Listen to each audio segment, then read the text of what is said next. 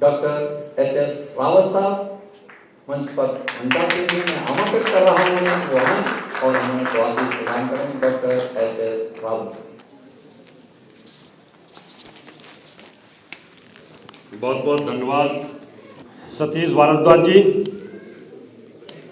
आपकी एंकरिंग का कोई मुकाबला नहीं और ऐसे सफल प्रोग्राम का भी कोई मुकाबला नहीं।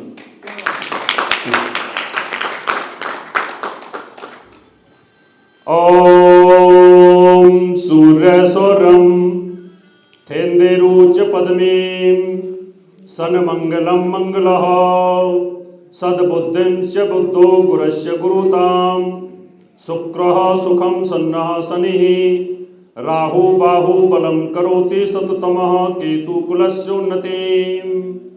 ओम नवग्रह देवताभ्यो नमः। आज के इस सफल बेहतरीन, मैं इसलिए कह रहा हूं कि आज की डेट में दिल्ली के अंदर बहुत प्रोग्राम और ऑल इंडिया में भी बहुत प्रोग्राम हो रहे हैं आज, लेकिन इस विद्वानों की भीड़ को देख करके कह सकता हूं कि बहुत बहुत बधाई पंडित शिव कुमार जी आपको, आप तीनों को, अजय जी आपको भी और भारद्वाज जी, आपकी मेहनत, आप लोगों का प्यार, जज्बा और यहाँ विद्वानों का इकट्ठा होना, ये जो गंगा यहाँ पर बह रही है ज्ञान की, उसके लिए आप बधाई के पात्र हैं। मंच पर उपस्थित सभी दिव्य आत्माएं, मेरे सामने उपस्थित सभी दिव्य विभूतियां, यहाँ पर सभी लोग ज्ञानी हैं, लेकिन इस ज्ञान के अंदर भी कहीं ना कहीं उंगलियां उठती रहती हैं ज्योतिष के ऊपर। कोई बोलता है कि ज्योतिष सही है, कोई कहता है नहीं है। अब एक ज्योतिषी ने बोल दिया शादी टूटेगी, एक ने बोल दिया नहीं टूटेगी, एक ने कुंडली मिला दी, एक ने दूसरे ने भी मिला दी, लेकिन फिर भी शादी सक्सेस हुई नहीं। ज्योतिष में कहां फेलियर होता है, आज मैं ये मुद्दा लेकर के आपके सामने आया हूं और आज मैं आपको कुछ ऐसे सूत्र बताऊंगा, कुछ ऐसी रिसर्चेस बताऊंगा जो आपके काम आने वाले हैं। अभी यहां से विधायक जी चले गए, कोई बात नहीं, लेकिन उनकी जगह पर हमारे सामने यहाँ पर और मंच पर दिव्य विभूति, सामने भी दिव्य विभूति बैठी हुई हैं। मेरे पास 12 विधायक आते हैं, 12 विधायकों की लगन अलग अलग है और सबकी कुंडली में एक ही राजयोग है कि भाई विधायक बनना था, राजयोग था। पंच महापुरुष राजयोग होते हैं, आपको सबको पता है। उनमें से मैं आज एक राजयोग की बात करूंगा जो धन देने वाला भी है, राजनीति देने वाला भी है, सुख साधन देने वाला है, शानदार भूमि बंगला जायदाद ऐशो आराम की जिंदगी देने वाला है, वह है मालव्य। 12 विधायक आते हैं, 12 में से कौन सा मिनिस्टर बनेगा, या 12 इंजीनियर आते हैं, कौन सा उससे ऊपर चीफ इंजीनियर बनेगा, या 12 ज्योतिषी आते हैं, कौन सा बोर्ड का मेंबर बनेगा। जैसे अभी यहां पर हमारे पुरोहित जी कह रहे थे, हमारे पास में 12 लोग आते हैं जिन पर सबकी शनि की 7.5 चल रही है। उनमें से कौन सा ऐसा व्यक्ति है जो मेंबर पार्लियामेंट, जो प्रधानमंत्री बनेगा या होम मिनिस्टर बनेगा।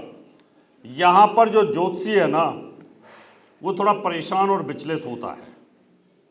राजयोग सबकी कुंडली के अंदर है, लेकिन डंके की चोट पे आप कैसे कह सकते हो कि जाओ बेटा तुम तैयारी करो शपथ की, तुम मिनिस्टर बनोगे। आज मैं मालव्य नाम के महापुरुष राजयोग को एलोबरेट करूंगा और उसको बताऊंगा। बेस लगन का एक विधायक हमारे पास आता है या मेंबर पार्लियामेंट आता है, मेष लगन वाला। अब मेष लगन के अंदर सप्तम भाव के अंदर 7 नंबर की राशि आएगी और वहां पर अगर शुक्र बैठा है स्वराशि के अंदर, तो मालव नाम का महापुरुष राजयोग तो बनेगा। दूसरा आ जाता है वृष लगन का। अब वृष लगन के अंदर स्वराशि का शुक्र बैठा है, उसका भी मालव नाम का महापुरुष राजयोग बनेगा। अब इन दोनों में कौन से को मिनिस्ट्री की शपथ मिलने वाली है, तो ज्योतिषी को बड़ी गहराई के अंदर इनमें जाना पड़ता है मेष लगन की मैं बात करता हूं। शुक्र सप्तम भाव के अंदर बैठा है, मालव्य नाम का महापुरुष राजयोग बना है, और वृष लगन में जो बैठा हुआ है उसमें भी मालव्य नाम का महापुरुष राजयोग बना हुआ है, लेकिन दोनों में फर्क है, क्योंकि शुक्र की मूल त्रिकोण राशि तुला होती है। इसका मतलब तुला के अंदर वो बलवान हो गया, और वृष के अंदर उतना बलवान। तो इन दोनों में आप किसको बोलोगे मिनिस्टर कौन बनेगा? तुला वालों को बोल दो, जिसका तुला का बना हुआ। मेष के तो वो हो ही गए। अभी मान लो एक और आ गया, एक और आ गया, उसका भी यही मालव्य नाम का राजयोग है, एक विधायक और आ गया, एक एमपी और आ जाता है। एक की कुंडली के अंदर मेष लगन में तुला का है, तुला का राजयोग है, दूसरे की भी मेष लगन है, उसका भी तुला का राजयोग है, मालव्य नाम का राजयोग बना हुआ है। लेकिन पहले वाला जो विधायक या एमपी मेरे पास आया, उसकी जो तुला की जो शुक्र की डिग्री थी, ध्यान से सुनना, उसकी तुला की जो डिग्री थी वो 3 डिग्री 20 कला से पहले पहले थी। 0 से 3 डिग्री 20 कला के अंदर था, और दूसरा विधायक आया था, उसकी 4 डिग्री शुक्र की थी, दोनों का मालव्य नाम का महापुरुष राजयोग था। मुदगल जी आप बहुत विद्वान हैं। अब आप किसको मिनिस्टर बनाओगे?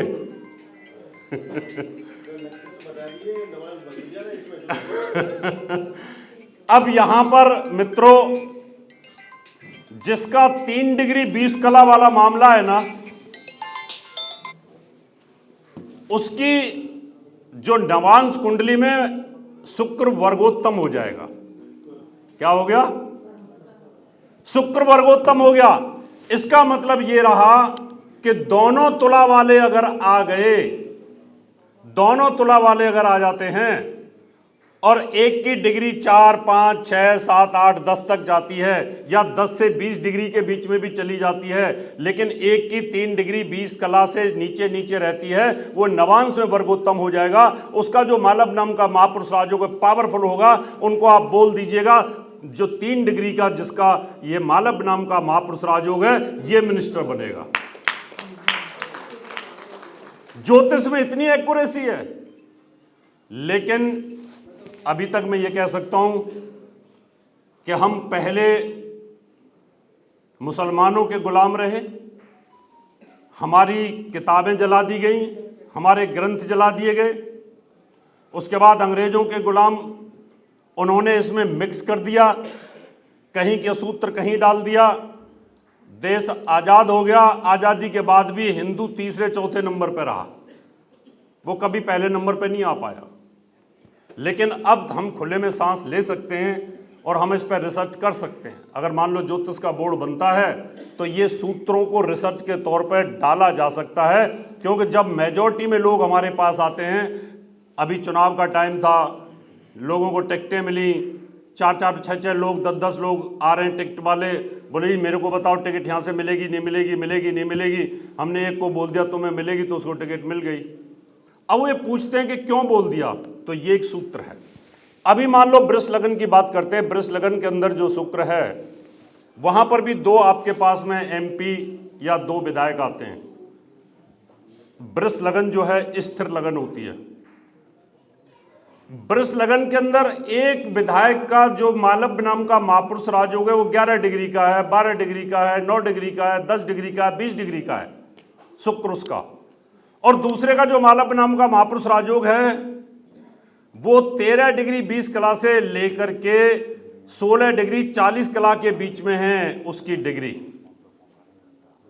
सुना ध्यान से, 13 डिग्री 20 कला से लेकर के और 16 डिग्री 40 कला के बीच में अगर आता है, तो यहां पर वो वर्गोत्तम हो जाएगा। जिसकी 15 डिग्री 14 डिग्री होगी, उस व्यक्ति का राजयोग पावरफुल होगा और वो फलित हो जाएगा। वृष लगन में, मेष लगन में 3 डिग्री 20 कला तक में लेके गया, लेकिन जैसे ही वृष लगन आई तो वहां पर जाकर के उन दोनों विधायकों में से मैंने एक के ऊपर हाथ रख दिया कि तुम मिनिस्टर बन जाओगे, जाओ तुम आगे बढ़ो। अभी मिथुन लगन आती है, मिथुन लगन के अंदर भी मालव नाम का महापुरुष राजयोग बनेगा, और मिथुन लगन में मालव नाम का महापुरुष राजयोग 10वें भाव में बनेगा। 10वें भाव में यहां पर शुक्र उच्च का हो जाएगा, और शुक्र उच्च होने पर भी मालव नाम का महापुरुष राजयोग बनेगा। एक तो दोनों राशियों में बन गया और एक जाकर के 10वें में बन गया। अब यहां पर भी मेरे पास 2 विधायक आते हैं या मेरे पास 2 MP आते हैं और पूछते हैं कौन मिनिस्टर बनेगा। एक की डिग्री आती है मान लो 20 से नीचे 25-30, और एक की डिग्री आती है 26 डिग्री 40 कला से लेकर के 30 डिग्री के बीच में, एंडिंग फेज पर है। ज्योतिषी क्या बोलेगा कि तुम्हारा जो शुक्र है वो वृद्ध अवस्था में चला गया है। क्या हो गया? आप ही तो नहीं बोलोगे ना। ज्यादातर मैं कह रहा हूं कि जो सिखाया गया है उसमें यही बोला जाता है कि भाई आपका ग्रह वृद्ध अवस्था में है, ज्यादा डिग्री पे चला गया है, इसको हटाओ। ये नहीं, जो ज्यादा जवान डिग्री वाला प्लेनेट है ये आपको राजयोग देने वाला है। और वहां पर हम यही गलती करेंगे क्योंकि हमें एक्यूरेसी के अंदर अभी प्रॉपर ज्ञान नहीं दिया गया। यूनिवर्सिटियों के अंदर भी पढ़ाई अगर हो रही है तो वहां पर भी तो आचार्य तो वही हैं, जिसना जैसा जिसने सीखा वैसा वो आगे पढ़ाएगा। यहां पर क्या होगा? दुस्वभाव लगन है, मिथुन लगन दुस्वभाव है। दुस्वभाव के अंदर वो उच्च का हो रहा है और 10वें भाव में उच्च का हो रहा है, और पावरफुल स्थिति में अगर वही 27 डिग्री के ऊपर चला जाता है, नवांश कुंडली में वर्गोत्तम हो जाएगा, नवांश में भी उच्च का और मैन कुंडली में भी उच्च का, उसकी मिनिस्ट्री को कोई नहीं रोक सकता। वो ऊंचाइयों को छुएगा। 3 लग्नों में एक ही राजयोग काम कर रहे हैं, लेकिन राजयोग डिग्रियों के ऊपर झूल रहे हैं। मेष लगन के अंदर राजयोग मिलता है, उसकी पावर अलग है। वृष लगन के अंदर राजयोग मिल रहा है, उसकी पावर अलग है। मिथुन लगन के अंदर जो राजयोग मिल रहा है उसकी पावर अलग है। मिथुन लगन वाला जो राजयोग है वो 10वें भाव के अंदर है, और मेष लगन वाला जो राजयोग है वो 7वें भाव में है, और वृष लगन वाला लगन के अंदर है। अब तीनों में आपको कोऑर्डिनेशन करना है कि इन तीनों में कौन सा जबरदस्त राजयोग रहने वाला है पॉलिटिक्स के लिए। एक आदमी तो ऐसे बन जाते हैं कि भाई किसी की पत्नी MP है, वो भी राजयोग भोगेगा। भाई किसी की पत्नी अगर मिनिस्टर बन जाए तो उसका जो पति होगा वो भी राजयोग भूनता है। प्रधान नहीं बन जाए तो प्रधान भी अपनी चलाता है। तो 7वें भाव के अंदर अगर वो राजयोग बनता है तो इसका मतलब पति पत्नी के माध्यम से एक दूसरे में राजयोग भोगेंगे। लगन के अंदर जो राजयोग बन रहा है वो स्वयं अपने दम के ऊपर, और जो 10वें भाव के अंदर जो राजयोग बनेगा मालव नाम का राजयोग, वो एक ऐसा राजयोग होगा, एक बार अगर वो जीत गया तो फिर वो जीतता ही रहेगा, उसको हराने वाला कोई नहीं है। सोमनाथ चटर्जी 12 या 13 बार मेरे हिसाब से वो मेंबर पार्लियामेंट रहे और कभी हारे नहीं।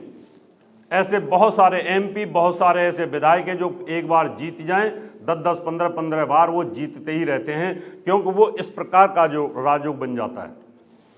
अभी इसी राजयोग के अंदर मान लो मंगल इन्वॉल्व हो गया और बुध इन्वॉल्व हो जाए। अब बुध तो यहां नीचे हो जाएगा, लेकिन मंगल साथ आ जाए तो ये कलाकार योग बनता है, कलानिधि योग बनता है। ऐसा व्यक्ति सदी का महानायक बन जाता है, फिल्म स्टार टॉप का। अब यहां पर ये राजयोग पॉलिटिकल भी हो जाएगा और ये राजयोग इंडस्ट्रियलिस्ट राजयोग भी हो जाएगा, और यही राजयोग आपका फिल्म वाला भी राजयोग हो जाएगा, यही क्रिएटिव भी हो जाएगा। क्योंकि शुक्र खाली एक ही चीज का कारक नहीं है। शुक्र भिन्न भिन्न भावों के अंदर भिन्न भिन्न चीजों का कारक हो जाता है। जैसे दूसरे भाव के अंदर आप देखें कि वो संगीत का कारक हो जाता है, दूसरे भाव में देखें खूबसूरती का कारक भी हो जाता है। तो ऐसे 10वें भाव के अंदर जब ये राजयोग बनेगा तो ऐसा व्यक्ति कभी भी डाउन पे आने वाला नहीं है, उसके जीवन में हमेशा लगातार उन्नति पे उन्नति चलती रहेगी। कर्क लगन की बात करूंगा मैं, 6 लगन तक ही बताऊंगा क्योंकि समय का अभाव रहेगा, क्योंकि 2:05 तो हो चुके हैं। मुझे बता दें भारद्वाज जी, जब भी मुझे बंद करना होगा तो उस समय मैं इसको रोक दूंगा। आपके लिए तो हमारे अच्छा तगड़े हैं, ये बताइए। अब हम कर्क लगन की बात कर लेते हैं। अब किसी के कर्क लगन है और कर्क लगन के अंदर एक व्यक्ति आता है कि मुझे चुनाव लड़ना है और उसका चौथे भाव के अंदर मालव्य नाम का राजयोग बना हुआ है। चौथे भाव का मालव्य नाम का राजयोग, आदमी कितना भी निरंकुश हो जाए चुनाव नहीं हारता, क्योंकि चौथा भाव जनता का है। चौथे भाव में बड़ा पावरफुल ग्रह थे नेहरू जी के, में कितनी बार गलत गलत डिसीजन लिए हिंदुओं के लिए, लेकिन फिर भी हिंदुओं ने वोट दिया उनको, झोलियां भर भर के उनको वोट दी। चौथे भाव के अंदर आदमी रिच होता है, रहीसी होती है। जैसे कि हमारे अभी विधायक जी गए यहाँ से, वो बहुत बड़े एजुकेशनिस्ट भी थे, इंडस्ट्रियलिस्ट भी थे, और यहाँ पर विधानसभा परिषद के विधानसभा में विधायक भी हैं, यानी सोशल दायरा बड़ा बड़ा है उनका। तो ऐसे व्यक्तियों को जनता अपने आप उठा करके वोट देती है, क्योंकि चौथे भाव का राजयोग है। अब ये राजयोग ऐसा है कि ये भी आदमी काम करे न करे, लेकिन अपने रौब रुतबे और रहीसी अपने महलों के ऊपर, जैसे राजा महाराजाओं के महल रहते थे, बस ये साहब हमारे राजा साहब हैं और ये राजा साहब को वोट देना है, सिर्फ वो राजा साहब काम करें या ना करें। तो जिसका चौथे भाव के अंदर मालव्य नाम का राजयोग बना हुआ है, वो चुनाव जीत जाएगा। उसको बोलो भाई आप टिकट ले लो, आप जीत जाओगे या सेलेक्ट हो जाओगे, राज्यसभा चले जाओगे और आप मिनिस्टर भी बन जाओगे। लेकिन यहां पर भी वही आ जाए, दो चीजें आ जाए, दो व्यक्ति आ जाते हैं, एक का 3 डिग्री 20 कला तक आता है और एक का 5, 10, 20 डिग्री तक पहुंच जाता है। तो जिसका 3 डिग्री 20 कला तक आएगा उसका वर्गोत्तम हो जाएगा, उसका नवांश कुंडली के अंदर वो पावरफुल हो जाता है और बहुत ही जबरदस्त राजयोग यहां पर बनेगा। सिंह लगन की बात कर लेते हैं। अब देखिए, मिथुन लगन में जब हमने बताया था दशम में राजयोग बना था, सिंह लगन के अंदर वृष राशि के अंदर यहां पर राजयोग बनेगा मालव्य नाम का राजयोग। मिथुन लगन वाला राजयोग वहां उच्च का था शुक्र, और सिंह लगन के अंदर स्वयं राशि के अंदर वृष राशि के अंदर यहां पर मालव्य नाम का राजयोग है। और दो व्यक्ति आपके पास आ जाते हैं, एक सिंह लगन वाला विधायक आता है और एक आपका मिथुन लगन वाला आता है।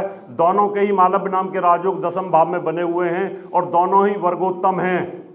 अब आपको टेंशन हो गई कि दोनों के दशम में हैं और दोनों के राजयोग हैं, लेकिन एक वर्गोत्तम है और एक वर्गोत्तम नहीं है, या दोनों वर्गोत्तम हैं, तो उस कंडीशन के अंदर आप मिथुन वाले को ही प्रेफर करोगे, क्योंकि मिथुन में वो उच्च का हो रहा है वहां पर और वहां वो स्वराशि का हो रहा है। उच्च के प्लैनेट और स्वराशि के प्लैनेट, इनमें बड़ा फर्क होता है। सम राशि में कोई प्लैनेट होता है तो 20% फल देगा, मित्र राशि में कोई अगर है तो 40% फल देगा, अगर वही प्लैनेट अगर स्वराशि के अंदर है तो 60% फल देगा, वही मूल त्रिकोण में है तो 80% फल देगा, और अगर उच्च का है तो 100%, यानी एक का उच्च का है और एक का स्वराशि का है, 60 और 100 का रेशियो में फर्क आ जाएगा।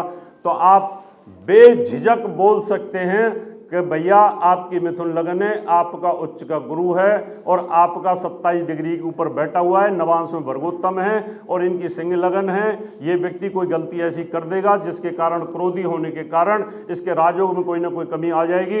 ये वृष राशि के अंदर है, वर्गोत्तम ये भी है, लेकिन वर्गोत्तम स्वराशि के अंदर और वर्गोत्तम उच्च के अंदर दोनों की पावर में बड़ा फर्क होता है। इसलिए मैं जो रिकमेंड कर रहा हूं, मिथुन राशि वाले मालव्य नाम के राजयोग को मिनिस्टर के लिए रिकमेंड कर रहा हूं। बहुत सारे लोग हमसे पूछते भी हैं कि मैं ना एक जनरल मैनेजर अपॉइंट करना चाहता हूं अपनी कंपनी के लिए, जनरल मैनेजर। तो इसकी ये 2-3 कुंडली मेरे पास इंटरव्यू के लिए आई हैं, इनमें से मैं किसको लूं? यही फॉर्मूला आपको अपनाना पड़ेगा। जिस जनरल मैनेजर की कुंडली के अंदर दशम भाव मजबूत है, वो वफादार है और उसकी कुंडली वर्गोत्तम जा रही है, जिस दिन से आप उसको अपने यहां पर जॉब दे दोगे, दिन दूनी रात चौगनी आपकी फैक्ट्री, आपकी इंडस्ट्री, आपकी यूनिवर्सिटी, आपका स्कूल, कॉलेज, विद्यालय सब ऊंचाइयों को छूना शुरू कर देगा। अभी कन्या लगन की बात करते हैं। कन्या लगन के अंदर अगर मालव्य नाम का राजयोग बनेगा तो बनेगा 7वें भाव के अंदर।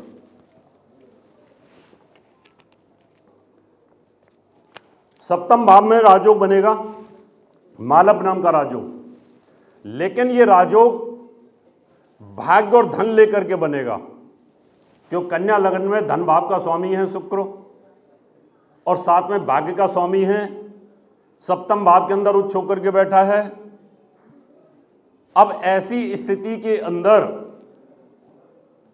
आप उसको ये बोल सकते हो कि भैया बात सुन, ये सीट अगर लेडीज रिजर्व हो गई है ना तो तुम अपनी पत्नी को लड़ा दो, वो जीतेगी निश्चित तौर पर और मिनिस्टर भी बनेगी, क्योंकि आपका सप्तम भाव बड़ा पावरफुल है। आपका भाग्य का स्वामी पत्नी के घर में उच्च होकर के बैठा है, आपने अपना भाग्य उठा करके पत्नी के घर में रख दिया और यहां उच्च होकर के बना दिया, पैसा भी वहीं पर रख दिया है और वहां पर वो राजयोग उदय हो रहा है। इसका मतलब पत्नी के माध्यम से आपका भाग्य उदय और राजयोग बनने का योग बनता है।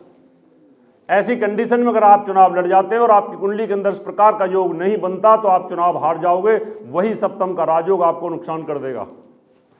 अब मान लो दो महिलाएं आती हैं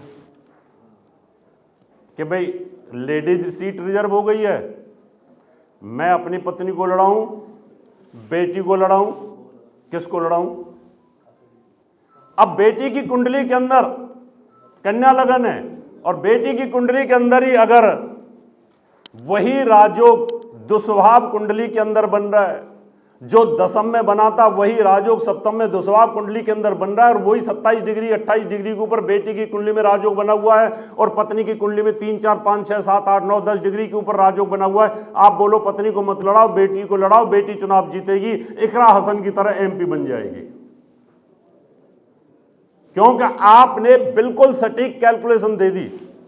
और जब ये कैलकुलेशन आप दोगे ना मेरे मित्रों, इतिहास याद रखेगा आपको, लोग ढूंढते रहेंगे वो बंबई वाला ज्योतिषी कहां है जो बताता था लोग ढूंढेंगे कि गाजियाबाद वाला ज्योतिषी कहां है, लोग ढूंढेंगे कि बताओ सतीश भारद्वाज जी कहां है कि उन्होंने लिख दिया था कि ये अपनी बेटी को चुनाव लड़ा देना और ये बेटी चुनाव जीतेगी। आपके हाथ की कलम ने लिख दिया कि आप अपनी बेटी, जो बेटी पैदा हुई है, इसकी कुंडली के अंदर सप्तम भाव के अंदर ये उच्च का प्लैनेट बैठा है, आपकी कुंडली के अंदर ये प्लैनेट बैठा है, आप उसको लड़ा दो। इसका मतलब ये रहा कन्या लगन तक ये स्थिति बन गई। अब तुला लगन की बात कर लेते हैं। तुला लगन का लगन के अंदर राजयोग बन रहा है और ये मालव नाम का राजयोग आपको राजकुमारों वाली पर्सनैलिटी देगा। आप दूर से दिख जाएंगे कि तुला लगन का व्यक्ति है, उसके चेहरे से वो नूर खिलना शुरू हो जाएगा। आप कहीं ना कहीं चुपचाप पूछोगे किसी राज से संबंधित रखते हो क्या, आप किसी MLA MP के बेटे हो, किसी IAS के बेटे हो, किसी जज के बेटे हो क्या? बोला हाँ साहब, हमें ट्रेन में बहुत मिलते हैं, हमें हवाई जहाज में बहुत मिल जाते हैं। बोले जी मेरे बारे में कुछ बताओ। मैं क्या बताएं? मैं कहा तुम्हारी कुंडली में तो तुम्हारे माथे की रेखाएं और मैं कहा तुम्हारा फेस का स्ट्रक्चर तो ये बताया था राजयोग बनता है कहने के। यहां पर तुला लगन चर लगन है। अब आपको इन राजयोगों के अंदर डिग्रियों पर चलना पड़ेगा। इन डिग्रियों का तरीका मैंने आपको बताया है, क्योंकि अगर डिग्रियों को अगर आपने उस प्रकार से देखा कि जागृत अवस्था है, स्वप्न अवस्था है या आपकी मृत्यु अवस्था है, उन अवस्थाओं में अगर आप चले गए तो यहां पर गलती हो जाएगी, क्योंकि ग्रहों की 36 अवस्थाएं होती हैं। उन 36 अवस्थाओं के साथ नवांश कुंडली को कोरिलेट करके अगर आप देखेंगे राजयोगों को, तो राजयोग आपके सामने निकल करके आ जाएंगे और फिर आपको यह लगेगा एक शुक्र ऐसा है कि जो 12 की 12 लग्नों में राजयोग देता है। बृहस्पति नहीं देता। वहां पर बृहस्पति गजकेशी राजयोग दे देगा, लेकिन हंस नाम का राजयोग नहीं दे पाता। इसलिए मालव नाम का जो महापुरुष राजयोग जिसको मिल जाए, उसकी जिंदगी जो है ना ऐसी चमकती है, उसके पास धन की, दौलत की, किसी चीज़ की कमी रहती है। बड़ी बड़ी गाड़ियाँ, मर्सिडीज जैसी गाड़ियाँ, BMW जैसी गाड़ियाँ खड़ी रहती हैं उन राजयोगों के अंदर जब वो राजयोग फलीभूत होता है। लेकिन एक चीज़ और ध्यान रखना है इसमें, अंत में एक चीज़ और बताऊंगा। ये राजयोग फलीभूत होता है जब आपकी महादशा और अंतर्दशा और गोचर के साथ इसका लिंक हो जाए, इसको मत भूलना कभी भी। और एक इसमें ध्यान रखना, देवगुरु बृहस्पति और दैत्यगुरु शुक्राचार्य अपनी दशा के अंत में और कई शास्त्रों में मध्य में बोला है। कई ऋषियों ने कहा है कि मध्य में फल देते हैं, और कई ऋषियों ने कहा है कि अंत में भी देते हैं। लेकिन ज़्यादातर मैंने देखा है शुक्र अपनी दशा के मध्य में और बृहस्पति अपनी दशा के मध्य में फल देता है, स्टार्टिंग में फल नहीं दे पाते।